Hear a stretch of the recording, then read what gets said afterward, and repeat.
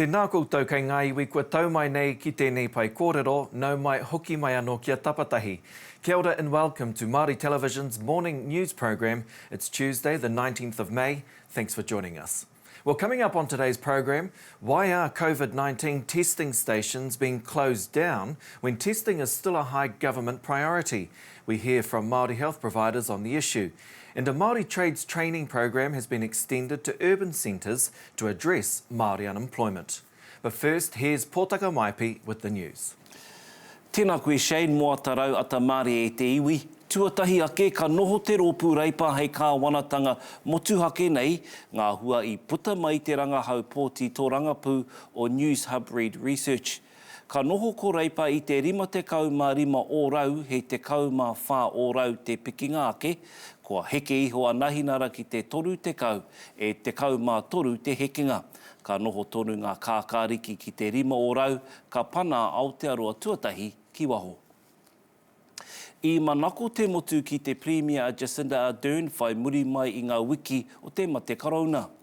Ia te rā e tū mai ana te Premier ki mua I te marea ki te whakahaunga āhuatanga o te wā. Ka tahi anō ia ka tuku pūtea ki ngā kaiako mō ngā tamariki ko hunga hunga. Just over a week ago, the government announced a pay boost for up to 17,000 of our early childhood teachers, who are often paid less than teachers in the state sector. We increased those rates from a base of between $45,500 and $46,800, depending on the qualification, up to $49,800 as part of an early learning package to lift the quality of early childhood teaching and put first the well-being of staff and of children. Today, on the first day back to the classroom in several weeks, we add to that.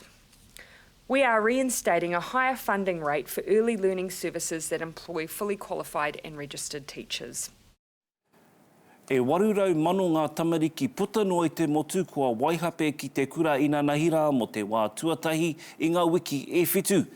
Engari pēnei te kura kaupapa Māori o rua mata I roto rua e whakamōmori ana ngā kura ki te whakau tikanga e haumaru ai ngā tamariki me ngā kaiako I ngā whakatūpato ma te karauna anei a kere ama rights. Aramat. He rangi hou, he tikanga haumaru hou, me te rere ke anō hoki. Hei te tino rarua hau, nā te mea kaore au I te āhei ki te awhi, I a rātou kei te pīrangi ki te awhi. Rangi tino o rere ke tēnei rā, te ruamita, te tawhiti, te tai mai, te ia waka, ka haere ki roto I ngā ruma, I ngā kraihe me whakamahi, te waira ki te horoi o ringa. Ko te tohunga waka ko weremu tērā I poroporo aki tia e tō narahi I nanahi rā. Ko ngā kaihoi ngā iwi otira te ao Māori whānui tonu e ruku pōpō nei I te rironga. O te rangatira nāna I whakarauora ngā kaupapa waka I te tai tokerau, puta atura ki te ao. Kei a ruku wai tipene Allen, tēnei tai pitopito.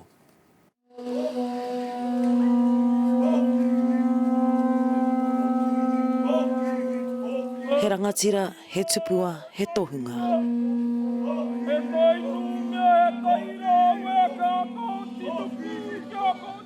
Tēnā taku whakaaro I tēnei kaumātue, I tōna tūmaia ki roto I ngā ngaru nui. Tūmaia ne ia, hei paupau herenga mo te katoa. Kua waihape atu anō ngā kapa Super Rugby ki te papa haratau ai mo te wā tuatahi no te hikingatanga ake o te rāhui I te rawiki. E rika ana te topatahi a te kapa Chiefs, Aaron Cruden, kia whakapakiri anō ai te kapa, kua rua marama nei e noho here ana ki o rātau kāinga. Mō te rangi nei huki ai ngā kapa Super Rugby ki te whakaharatau, whakarite ai ma te whakataetai hou ka timata, hei te marama tū mai nei. Anō nei, he tauhou. I think everyone arrived with a fair bit of mixed emotion around it all too, because we've obviously for the last couple of months been in isolation and we've been left to our own devices a little bit, but coming back in, seeing familiar faces, understanding that we're not far away from what we love doing. Aaron Cruden, kāti, koira ngā tai pito, me hoki kia Tapatahi. Kāti, to our first story, Māori-run COVID-19 testing stations will close at the end of June despite the government's call for more testing. The Ministry of Health has confirmed that in light of recent numbers, they will reduce the number of community-based assessment centres. Te Rōpūpoa and Tia Ashby join us now from the Community Testing Centre operated by Te Runanga Aiwi o Ngāpuhi. Tēnā kōrua. Kia ora. Tēnā rā koe. Te Rōpū, maybe we can start with you. You're joining us by phone, and thank you for joining us this morning. Is this the right time, in your view, for testing to finish, given it's an important part moving forward? I think it has to be thought out a little bit more, given the recent global alerts around the second wave. So, I mean, although we've had 28 cases in Tapatahi and the 28 have recovered, there's certainly a reason for why that has happened and why we have been successful, and that alternatively is the lockdown that we had. So it's just interesting that of those 28, there were 8 Māori, of which who have all recovered. So it appears that Māori have taken note of the seriousness of COVID and still feel that way. Tia, can I put the same question to you? We understand that testing stations like the one that you operate in the north will be closed at the end of June. Is that a good step forward in your view, given the important work that you've been carrying out? I think, well, if we had to talk about testing, no, but certainly in terms of how do we transition and still maintain that service along with all the other chronic disease testing that needs to be done, and that it doesn't overshadow the what other chronic disease we have in Taitokero and the other testing that's still required. Thank you, Te Rōpū. Can I put that question now to you, please, Tia? Yes, yeah. So I think what we've learned is that an iwi-led response has been really effective for engaging the community.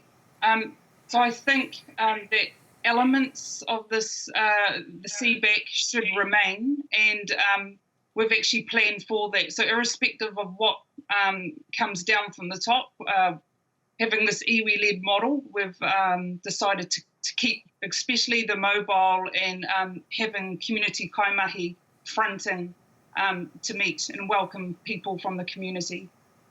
Let's talk about what you're going to continue regardless of the decision made by government or the Ministry of Health shortly. I'm just surprised that the Ministry of Health would be making such a call, given the Prime Minister, as we know, every day is still focusing very much on testing. You would have thought that testing would still stay in place and continue, especially in communities like yours, Tia. Yes, yeah, definitely. We're hoping that we do get the support. I guess, you know, we're always told everything needs to be evidence-based. You need the capacity to meet the demands, and I guess it is a political issue that we've faced for decades. But now's the time. We've shown that this model works, and we're just going to have to get the community and rohe behind us to ensure it can stay and remain. Te Rōpū, can you talk to us about what you will continue to do regardless of the decision decisions that are to be made by the Ministry of Health? As we transition into recovery phase of COVID-19, we are centralising as an iwi collective and an iwi-led model of care that's governed by Te Kahu o Taonui. The services will still include the testing and vaccinations. We're going to continue and increase looking at the social services, housing, food, all the essential winter items, because that's what we're moving into. Smoking cessation, all the things that our whānau have come forward and need support with. So part of that is the iwi-led Kaimanaki program that's going to enable us to exert our rangatiratanga, which we anticipate job creation and building our Māori hauora workforce, and certainly being able to measure those impacts for our whānau and Tai Pukero. So what does that literally mean, Te Rōpū, for whānau in your communities? What change or difference will they be able to recognise as a result of this new way of working?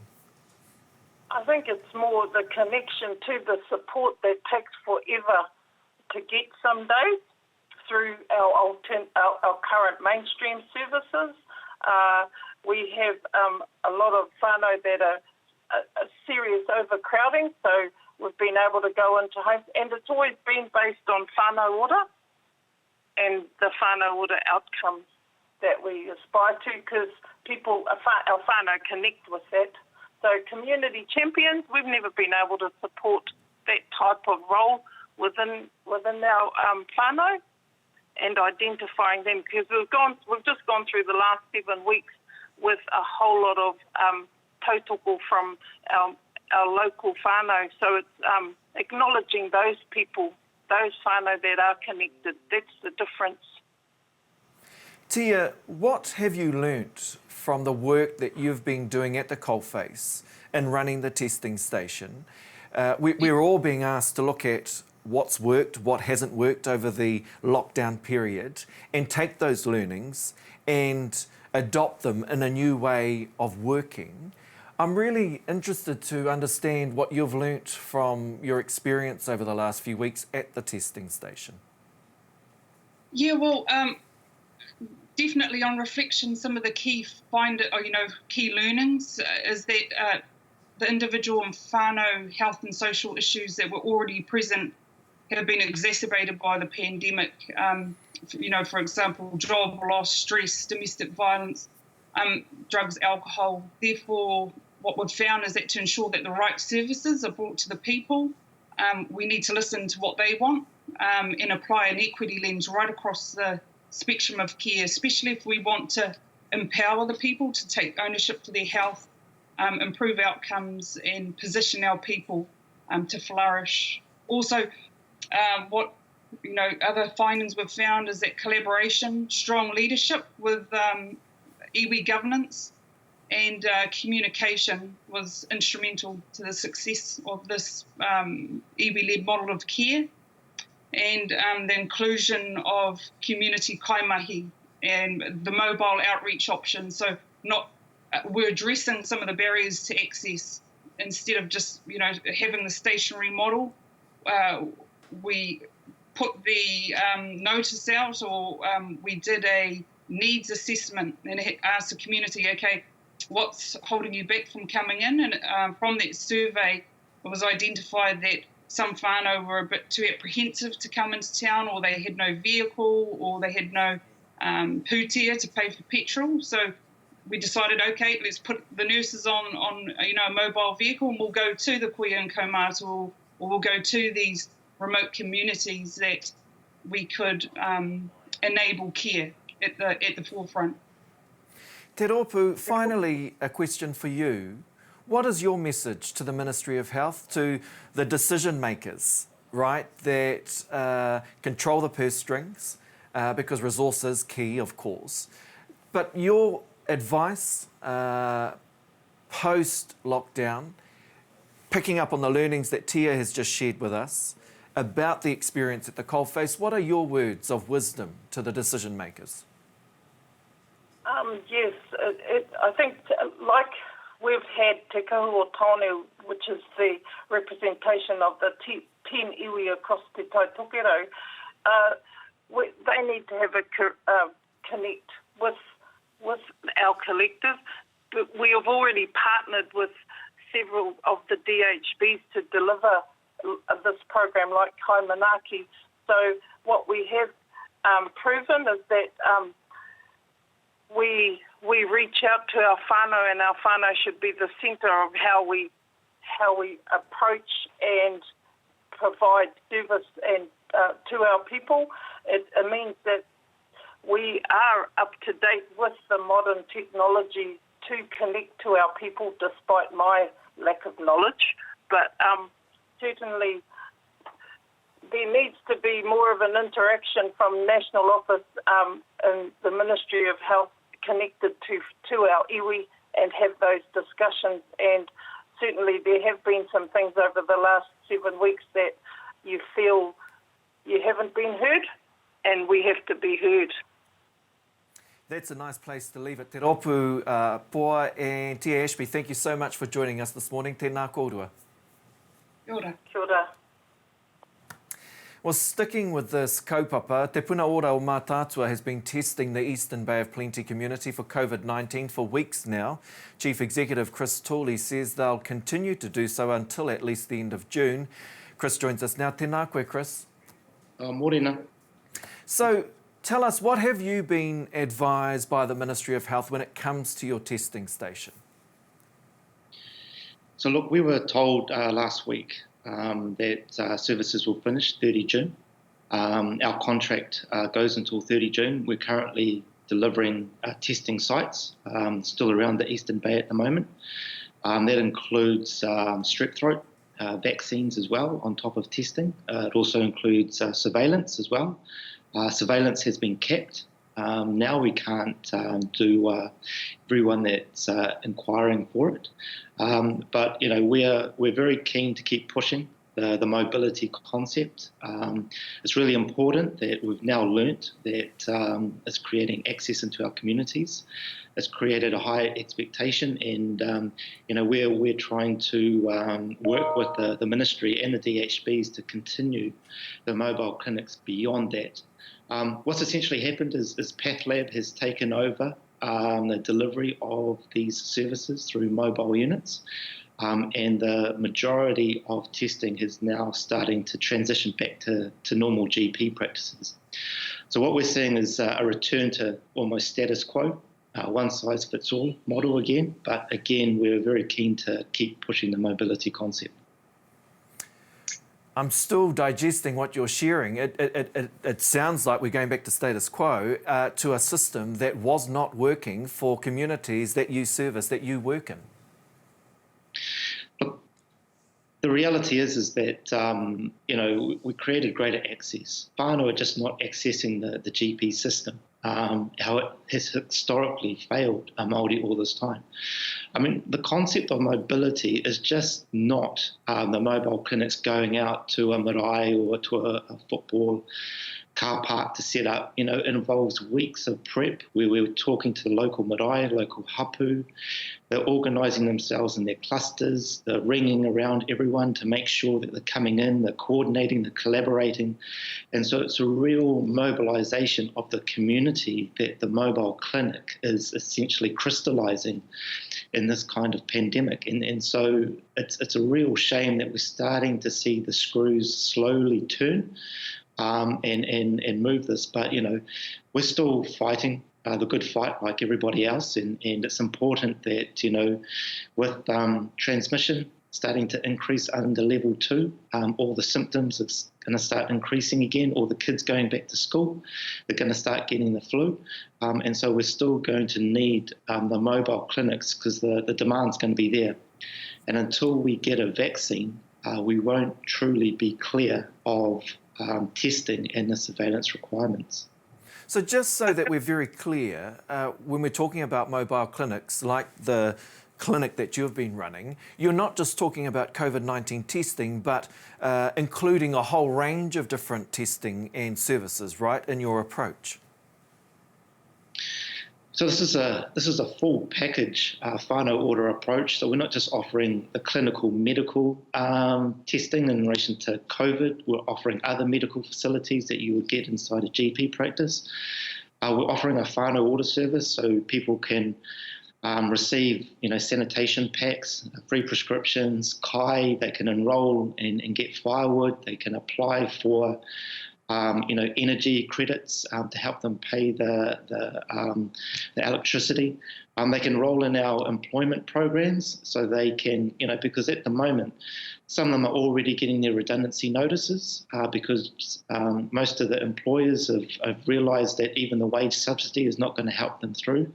And so they're looking for, alternative career pathways now, and so they're enrolling in all our programs. So when you take away the mobile clinic, you're taking away basically a satellite of whānau ora that is able to move around the community and really provide that holistic kind of service. But it also acts as a bit of a lightning rod for the community to come together and start talking about how they're going to organise themselves, how they're going to prepare themselves, and how they can work together going forward.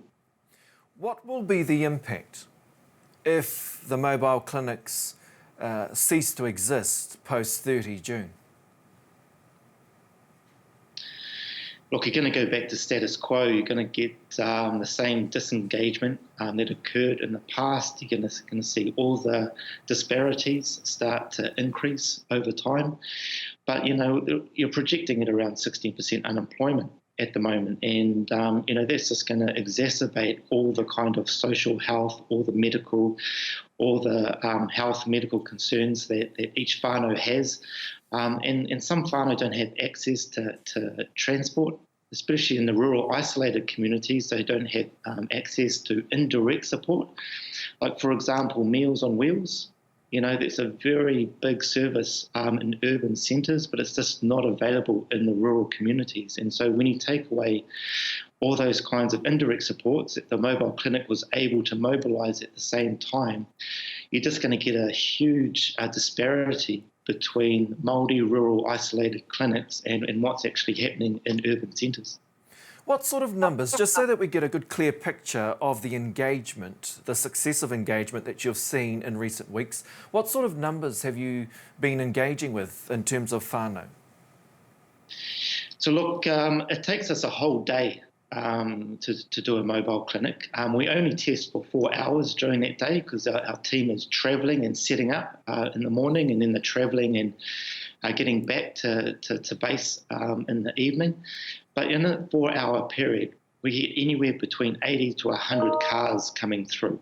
And when you think that it takes at least 20 to 30 minutes per car to get their clinical medical needs, to get their whānau ora needs, to get all their employment assessments done, we have a drive-through system with 4 lanes going at any one time. And when you think about that in the middle of Ruatahuna, for example, or Waimana, or Minganui, it's huge. I mean, there hasn't been those kinds of gatherings anywhere in those types of communities except when there's a big tangihanga or when there's a big launch of a local kohanga. So, that's the kind of magnitude that this service is providing.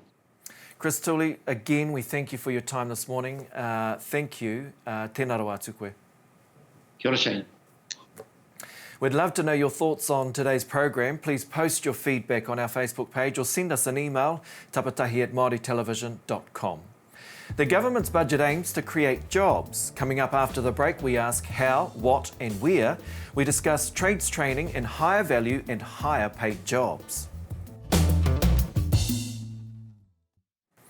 Kia ora and welcome back. The government's trades and apprenticeship training package aims to get more rangatahi living in the cities into jobs. Last week's budget gave a $1.6 billion boost to the trades training industry. He Pautama Rangatahi, which was piloted in provincial areas as a way to reach young Māori at high risk of being unemployed, will be extended and operate in urban centres. Entry criteria have also been lowered by making training free in some areas. Stuart Lawrence chairs Auckland's Māori Pasifika Trades Training and joins me now. Tēnā koe, Stuart. Morena. Thank you for joining the program. What does this announcement mean? Well, firstly, let's welcome the budget. What does it mean and what are the opportunities for our whānau looking through their eyes? But firstly, there's more opportunity to discuss the relevant trades that are available to our whānau and where they think their strengths lie. What are the other opportunities? Actually, how do we inform our whānau better? how do we give them a better understanding of a trade, earn while you learn, to grow from education, employment, and then into enterprise or mana motuhake. And that's the opportunity that sits there currently through an MPPT training space. So yes. What is trades training? And it's not a new concept, right? It certainly was around 20, 30 years ago, and it was a very successful program. But for those that may not be familiar with the concept, tell us briefly what it is and what it aims to achieve. It's where people can take two options. They either work through MPPT space ourselves and then use the opportunity to be educated in the academic space in terms of their on-jobs and what we call off or on-job opportunities, but more importantly, their off-jobs, where they go to a polytech and they do a 12-month opportunity of learning and doing the educational space. Once they come out of that, then they can go into a trade, and we'll nurture them through those spaces through our navigators and the opportunity. The second way is through an industry training organisation, or commonly known as an ITO.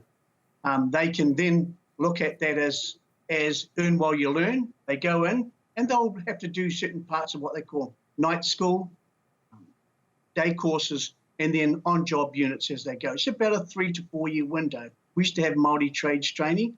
We have something not too dissimilar to Māori Pasifika trades training, but it's more about how do we help our whānau better understand the concept, because we're really good at this. We have X factor in this space, but it's really taking a academic or making them a pracademic, dealing with a academic situation and a practical solution. So it's giving them the skills based on what you've just explained. It's giving them the skills over a 12-month period. This is one option, right? To put them in a position to be able to then go on site somewhere and learn a trade, like to become a plumber, a carpenter or the like. That's one option if I am hearing you right. The second option is where young people can simply go and work with a plumber, a trained skilled plumber or a trained skilled carpenter, work in as apprentice over a period of time to get their ticket. Does that sort of roughly explain what the two options are? Yes, it does. Two options are that they can do it through an educational space or they can do it through employer. So at the end of the day, we're setting up young Māori, young Pasifika with a career path in terms of getting a ticket in which they can go out and then be a tradie or the like, right? Correct. So it's a qualification. It's a 3 to 4 year window, and they come out qualified, registered in some cases, but in a more sustainable, employable opportunity within the trades. What does this help young people do? Obviously get a job, right, if they see the program out. But what success have you seen in your experience with this type of program? Some of the successes we've enjoyed is working with whānau for the first time. They actually registered and qualified, such as an electrician or plumber. They sit in that space, and for the first time in their family, they've got someone who now they've got the rest of the family's got someone they can follow through that trade. And the beautiful success I've seen within the family is that they have a long-term plan. They can become their own business owner. They only need their van and their toolkit to go about it. So they put a more value around being in that enterprise space, and then the opportunity is, as we've had some of them go through, they now employ some of their own whānau and growing that opportunity through that. So with this budget announcement, what we will now see, right, is that this scheme or this program will now be offered in our bigger cities, in our bigger centres, like in Auckland, Wellington, Christchurch, etc. It has been trialled and certainly been supported in more rural communities, provincial communities. And that's not to denounce or discredit the work that you've been doing here in Auckland, right? But this certainly will open up more opportunities to more young people. This opens up a lot of opportunities to all ages, not just our young. With this opportunity, everybody has the opportunity to take up a trade, whatever age. And the good part about that is we have the young and the more mature working together around that space. As importantly, we have a high percentage of women participating in trades as well, and they bring a real good part to the game as well. Well, thank you for pointing that out, that there is no age discrimination taking place here. What roughly is the split with ages when you talk about younger and more experienced people, if you like? The initial recruitment space was 19 to 39. Now we've expanded that through this new funding arm to give others the opportunity who are transitioning maybe from the current employment that they may not have now, but into a new opportunity as we see it to grow that. But the split probably is, I'd suggest 60% of our people have been in that age of 19 to 39, but there's a lot that are already from 39 onwards who want to take that opportunity. In 3 to 4 years, they can walk out qualified, registered. What's the success rate? There's one thing of getting into a program such as this, but then it's also seeing that out. And if I heard you correctly, this could take up to 3 to 4 years, right? To be able to walk out with that certificate that enables you to carry out that trade. What is the success rate in your experience? Well, there's a number of successes, and the success rate is about working with around, some of the successes we have access to 400 employers that we've worked with that have taken on over 3,500 tauira that we've had through, and we've had around 86% into employment. Now, there needs to be another caveat around that, is that how do we get them into the trades and sustainable employment to hold them in the long run, and multi-skill, and in terms of when COVID's hit, how do we help that? So the real part is, more importantly, is multi-skilling and being able to move when the tide goes out. So the tide certainly has gone out, right, over the last few weeks. What have you learnt or taken from the last few weeks, and how will you apply that to your particular program? The greatest learning that we have as an MPPT is how do we work better with our whānau, understand the demands of employers and understand the dollar that everybody's talking about, but how do we get closer to our whānau and understand their aspirations in the bigger discussion, because we don't want to take this, oh, have we got a deal for you? We want to understand how can we better inform you, how can we help you, and what are your aspirations, and then we design that together with the whānau to identify times and where they want to be around the current availability of trades and other opportunities. Thank you, Stuart Lawrence, for joining us this morning. We do really appreciate your time. All the very best with the continued success of this program, and we certainly look forward to you joining the program again to talk to us about the experience and the further success of the program. Tēnā roa atu koe.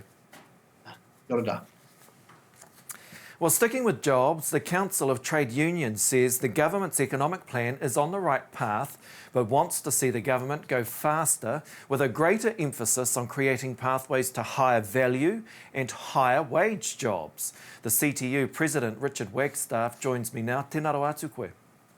Morena. Let's start with the positives, because too often we focus on the negatives, right?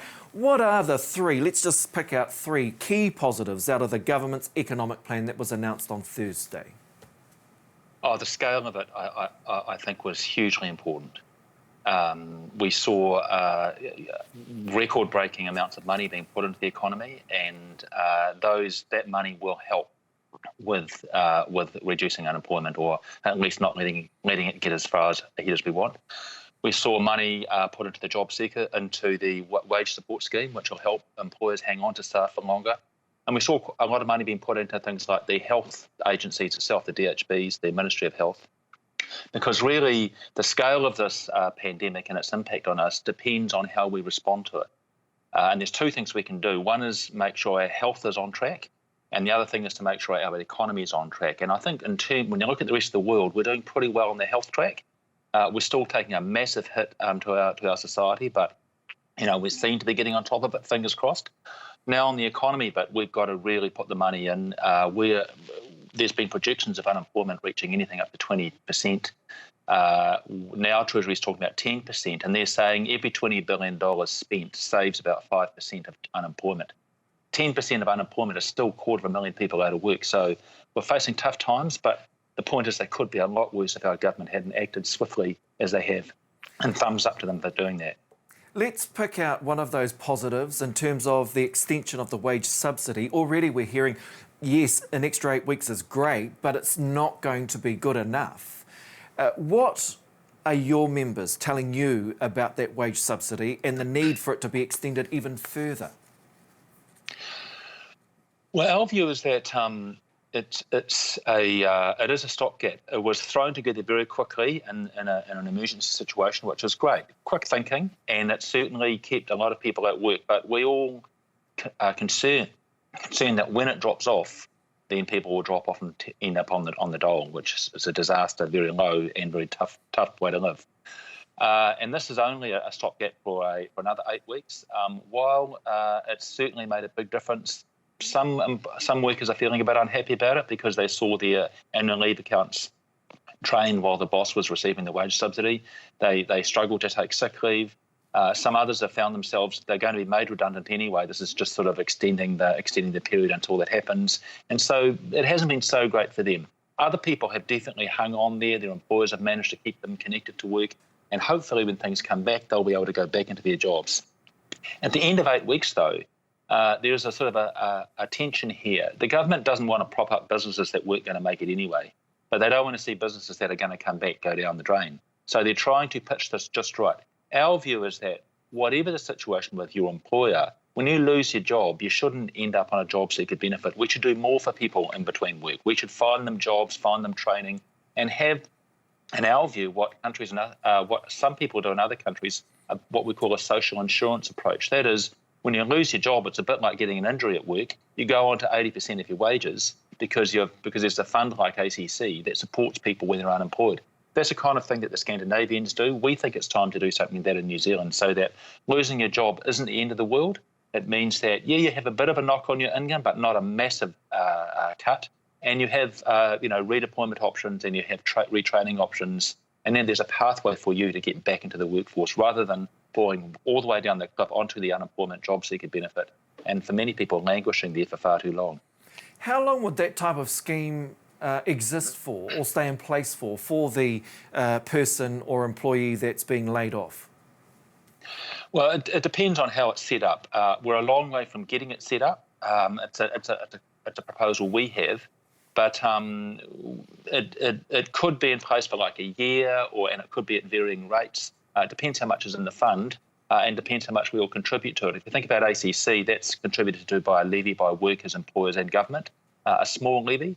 We think that's kind of the approach to take. We don't want to see the private insurance industry doing, everyone paying your own insurance one by one. We think a state-run approach is much fairer, much more economical, and much more efficient in the end in terms of the money you get back. So that's the direction of travel we'd like to see. That's just one idea, but at the moment we know New Zealand is pretty rough on unemployed people. Our benefit system's really tough, too low, hard if you're in a relationship. If your partner's still got a job, you get nothing, and so on. And we're about to see probably 250,000 people on that benefit, which is just too tough. It sounds like some form of bridging scheme that would have a primary focus, right, of getting that unemployed person back into employment. And why I'm really interested in it is because we know that Māori and Pasifika are going to be significantly and are currently impacted by COVID-19, with predictions of unemployment reaching 20+%. And you really see the importance of such a scheme, right, to help those that will be affected. Oh, definitely. And we know that when times are tough, we saw it in the 90s after the GFC and now, that Māori are disproportionately badly affected by these downturns in the economy, tend to have more precarious work, more work that gets affected by this, and it's not acceptable, the kind of rates you're talking about. And so we talked about this idea with the CTU Runanga. It's our Māori branch of the CTU, and they were very enthusiastic about an idea like this because, it actually is an idea that we had before COVID, because we said if we're approaching a future of work where there's going to be big change, robots, there's going to be, artificial intelligence, big data, climate change, all kinds of impacts on work. We need a system that allows people to move from industry to industry, retrain, and really lift New Zealand's economy. From our point of view, we have pretty well a low-skill, low-wage, low-productivity economy, and we're better than that. We think New Zealanders, all Kiwis, are up to, better work, more enjoyable work, higher skilled work, more productive work, and a better culture at work where there's just a bit more respect given there and less injury. At the moment, we don't do it that well. We have a lot of people getting hurt. We have people feeling like they're kind of pushed around at work, they're not really respected, and they're often not in very secure jobs. And if they lose their jobs, they're on a terrible benefit. And our view is that, and we're saying this to the government, we can do better than this, and now's the time to do better. Let's not put everything back the way that it was. Let's come out of this in a better shape. Well, let's explore that notion further, because you are saying that the government needs to create pathways to higher value and higher wage jobs. What would you do to be able to achieve that? Well, if you look at, one thing would be what I just said then, this idea of some kind of a much better bridge between losing a job and gaining another one. But I think on a broader sense, we're saying that the government should take an active industry policy approach. They should say, what is New Zealand going to be good at? Where can we really create great industries, not just let kind of the weeds grow with a laissez-faire approach, which is just let the market do what it likes. And if it works, it works. And if it doesn't, it doesn't. Well, we think we've found out after 40 years of experimentation, it doesn't work. What we are seeing is that countries that say, let's be good at the government deliberately leading industries and workers into successful industries. If you look at South Korea, they deliberately said, let's get good at being a high-tech country. And look at them now. If you look at Singapore, they said, let's get good at being good at particular industries. And the government said, with unions and employers, what support do you need? What R&D do you need? What industry training do you need? What can we do together in what we call a tripartite relationship with, in our case, it would be with Maori, with unions, with employers, with business, and work out the businesses and the industries we're going to be good at and deliberately align our ducks, if you like, in a row so that we exceed in those industries, so we excel. We have good training, we have good R&D, we have good capital in terms of helping businesses buy parts and so on. We have, all of those things that work in a supply chain, rather than sort of just standing back and just say, just let business do what they can, because it hasn't worked very well in New Zealand. It's kind of favoured a very small number, but too many people are doing it tough, and it's not going to get better unless we change that fundamental attitude, which in many ways is what we used to do. Unfortunately, we've run out of time, but thank you so much for joining us this morning. We do really appreciate it, and the ideas that you've shared with us too this morning. Tēnā koe. Kia ora. Thank you. We'd like to know what you think, so please let us know on our Facebook page or send us an email, tapatahi@maoritelevision.com. Kia huri a ki tātou ināia nei ki ngā tai pito pito o te wā. Tēnā koe Shane ata Māori e te iwi. Kāore he tangata ke atu kua pāngia e te mate uruta, no reira ko tahi mano e whārau iwa te kauma iwa tonu te tōpūtanga tūroro. Kua toro te ringa āwhina o te kamupene hiko Māori o nau mai rā ki ngā whānau pōkai kaha i tēnei wā pā heke heke. Hei tā te tumu whakaraita Ezra Hirawani, i ngā tatauranga mahi kore e tere piki nei, kei te hiahia rātou ko tōna tira kia whakamāma ake i ngā taumahatanga kua pā ki te tangata. E warurau mano ngā tamariki puta no i te motu kua waihape ki te kura inanahi rā mo te wā tuatahi i ngā wiki e whitu. Engari pēnei te kura kaupapa Māori o rua mata i roto rua e whakamōmori ana ngā kura ki te whakau tikanga e haumaru ai ngā tamariki me ngā kaiako i ngā whakatūpato ma te korona. Hei whakatepe ake, a kōkō ake nei ka whāki atu te minita whakawhanake Māori i te rautaki, whakarauora i tētahi o ngā tino Pākihi tāpoi Māori. Ka hoki mai ana hau hei te hauroa o te waru karaka, ka kawe au i ngā whakamahuki o tēnei kaupapa Ananaia Mahuta. Engari, mo tēnei wā, ka te ake koe nā tāte ao Māori e pupuru nei, ka hoki ki a koe Shane. Tēnā koe pōtaka, tēnā no tātou ki ngā take hākina ināia nei. Super Rugby teams have returned to training for the first time since COVID-19 restrictions were lifted last week. Chiefs first five Aaron Cruden says his side is excited to get back together again after 2 months in lockdown.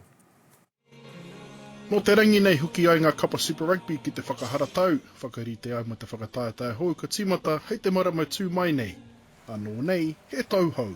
I think everyone arrived with a fair bit of mixed emotion around it all too, because yeah, we've obviously for the last couple of months been in isolation, and we've been left to our own devices a little bit, but coming back in, seeing familiar faces, understanding that we're not far away from what we love doing. The best way to describe it is when my kids were small and been pissing rain for a couple of days and there's a bit of sun and they can finally get out and they go mad. So the boys are in great form when they come in. Kua au atu I te rua marama mai tō rātou kiemi whakamutunga he hingatanga ki te kapa Hurricanes, he wai e whita nei, te kapa Chiefs. It feels like it's been a long time since that hit out as well. So I think for us, we are pretty keen and eager to get back to work and probably just right a few wrongs that we felt we made during that game. But in saying that, it's almost like a bit of a fresh start as well. It's like a new competition is about to kick off. Ka orenga kapa I manawa rau I te hokinga ki te whakaungungu, I ngā hokinga kai tākoro I tutuki ake nei ngā hia. Kei tā Holland, ko ngā āhuatanga o ngā marama e rua tērā, ko whakahihi ko ia rātou. Everyone's pumped to be back and I think that mindset of not being able to play footy and not knowing when you can play footy again or get out and see your mates is driving us along. Ka hoki ana ki te tākaro ko ngā Highlanders te hoariri tuatahi o ngā Chiefs. Nō nā tata nei hurana te hoa tākaro o Cruden ara a nehe mo na skara ki te kapa Highlanders. Just very happy for him, and hopefully if he plays we can contain him as much as possible. It might be difficult, but from a personal point of view, just really happy to see him finding his feet again and getting back out there. Ko hokinga kai tākaro ki te mahi, he tohu e kainami mai nei, te whutupōro. James Perry, Te Ao Māori. Coming up after the break, we look at the government's latest budget announcement for early childhood education centres. Kia ora and welcome back. The government has announced a $278 million funding boost for early childhood education centres with 100% qualified teachers. This funding was taken away by the national government almost a decade ago, but is this enough for some of our ECE providers? The kai whakahaere of Te Kōhau Health ECE, Tere Gilbert, and Kaiako Awatea Parker join us now. Tēnā kōrua. Kia ora, Shane. Mōrena. Let's begin with you if we can, Tere. What are your thoughts on this announcement bringing back the funding boost for qualified teachers like Awatea? I think that's a great start and look forward to seeing that this is extended as we go along. I think it's a great start. We've been hanging out for ages in the early childhood sector. Can you, Tere, just break it down for us as to what it actually means? You say it's a great start. How is it a great start? What does it actually mean for the likes of Awatea, who's sitting next to you? So for teachers, it means their salary is going to be on the way to parity with kindergarten. It's on the way. They've increased the minimum rate we pay teachers, but they haven't at this stage looked at the leadership positions or the experienced positions or like head teachers and that. Those aren't there yet. But as I said, it's a step in the right direction. For the 100% qualified and the funding that was announced yesterday, it's going to be very difficult for a centre like ours to attain 100%. We're specialised in that we have kaiako who speak Māori. We're an immersion centre and it's very hard to find qualified kaiako ECE that speak Māori as well. And that's our kaupapa. There's about over 20 of us in the country. So let's just be clear, because I think this will come as a shock or as a surprise to many people. Those kaiako that work currently in ECE like yours, like Puna Ora, get paid differently or lower than their counterparts working in kindergartens, right? Yeah, that's correct. And what this announcement does is seek to ensure pay parity, so there will be an increase for those kaiako that are qualified. But the challenge, as you've just pointed out, is that there aren't many qualified reo kaiako for centres such as your puna reo. That's correct. And the pay parity is only at the beginning teacher rate. We just need to be pretty. We attest to paying a certain rate every time we fill out our funding forms once every 4 months. And that is the minimum rate we have to pay teachers. So that rate has gone up about 4,000 to 5,000 a year. Now, we don't know what these pay rates are, right, because the government hasn't announced them as yet. I think we're going to learn of those new rates later in the year. So you're not absolutely sure as to what this looks like. But as you said earlier, it's a good start. It's heading in the right direction. What would you like to see happen further or in addition to this? Well, for a couple of years, I've been harping on about Māori immersion and the equity funding that we get per month for centres that operate in languages other than English. It doesn't mention Te Reo Māori, so you could operate in any language. And we get $418 a month, no matter how many tamariki you have in your centre. So that divide down to about 37 cents a day for a 50-place centre. Come on, how can you resource Te Reo Māori well on 37 cents a day per child? So, the word equity, Tere, sorry to cut you off there, but the word equity has certainly been a key theme in today's program in the health sector and now in the education sector. And it's certainly not a new concept, right, or a new challenge that the likes of your puna reo have been faced with or been challenged with. But you're wanting equity. It's as simple and as clear as that, right? Yeah, and recognition that Te Reo Māori is our reo, because it's speakers of languages other than English or centres that operate in languages other than English. Te Reo Māori is not mentioned in there. Awatea, thank you for being patient with us and thank you for being with us this morning. What does this mean for you? What's your take on this? Yeah, I agree with what Tere has said. We provide the same service as kindergarten, so I don't understand why the pay parity would be different. Just going along with what Tere said, it's just when it needs to be equal. It's about equity, as you say, and it's also about reaffirming Te Reo Māori, supporting, endorsing Te Reo Māori as an official language of our country, right? Yep. Absolutely. Absolutely. Yes. Awatea, let's talk about something a little bit more positive. Yesterday, of course, and I know that your puna reo has been open for some time now, but yesterday saw hundreds of thousands of tamariki return to puna reo, ko hunga hunga, kura.